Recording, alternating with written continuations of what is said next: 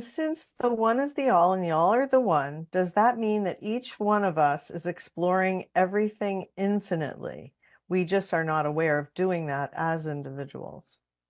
Well, yes, of course, there are many different levels and aspects to your consciousness that are exploring everything simultaneously. But this idea, this level you call physical reality, and this individual personality, by definition, is exploring a particular life path that prevents you from experiencing a lot of the other things that the larger versions of you, so to speak, are also doing, because it's not relevant for the life path you wish to experience as a physical individual in this reality.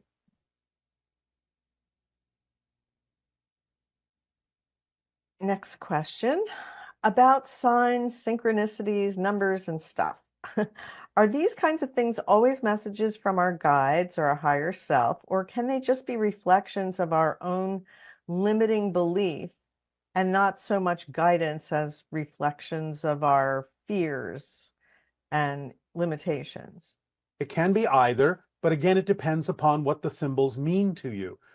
You can use them in a positive or a negative way. You can say, I keep seeing this, and therefore it's reflective of the fact that I'm focusing on this particular negative belief.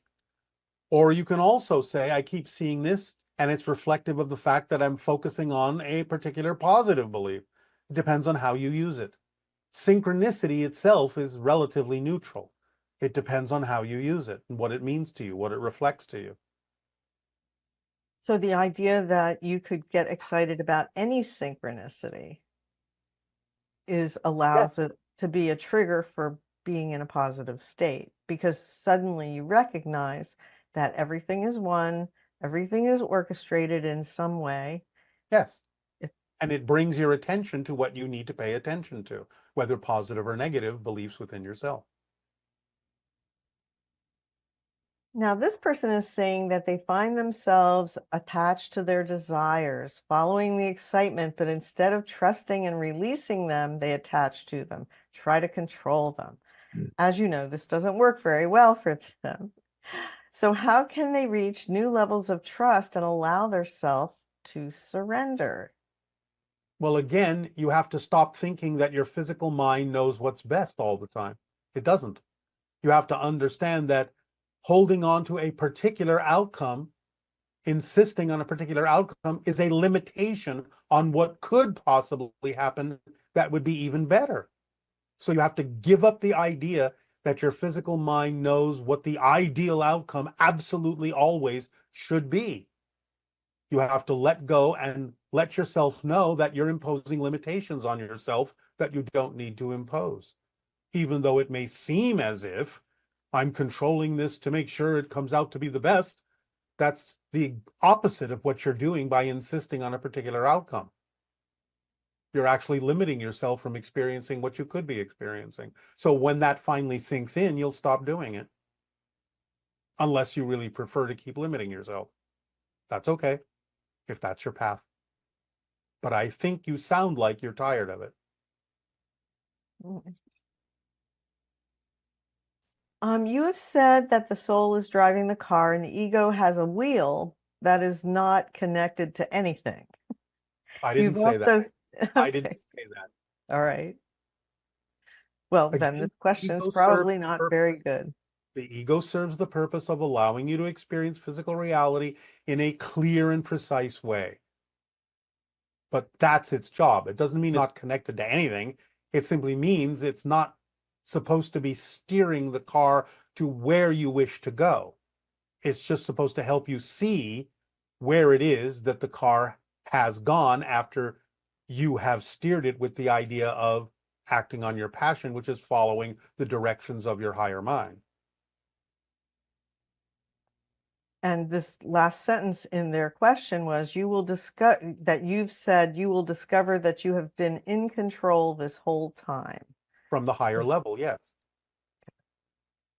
So that analogy of driving the car versus um, realizing that at another level you're in control. So it's not that you're in control per se at this level, except for how you respond to everything that happens. Exactly. You are in control of your reactions and responses.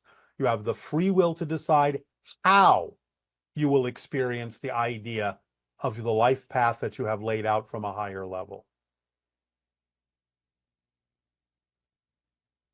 And this person had a huge awakening journey and found integration back into 3D world of Earth very difficult.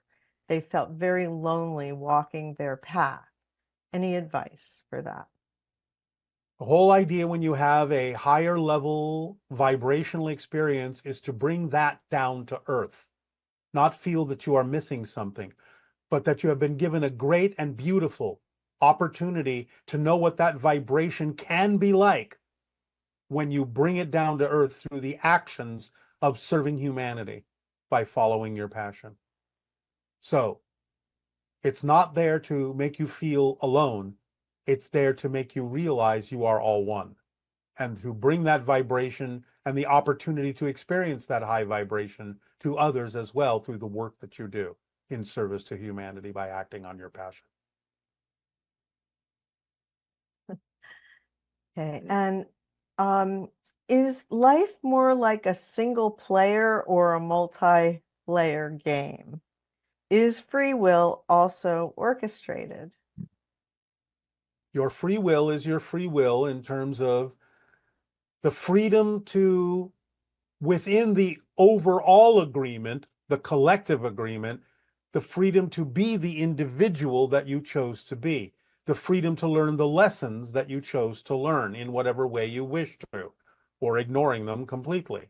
So you have a great degree of freedom within the game, within the rules you have agreed to play, and there are individual levels of agreement as well as collective levels of agreement.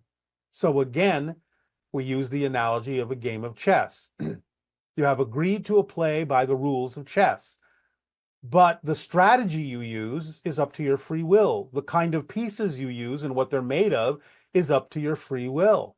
But you have to follow the rules of chess, otherwise you're not playing by the rules of chess. You're playing a different game.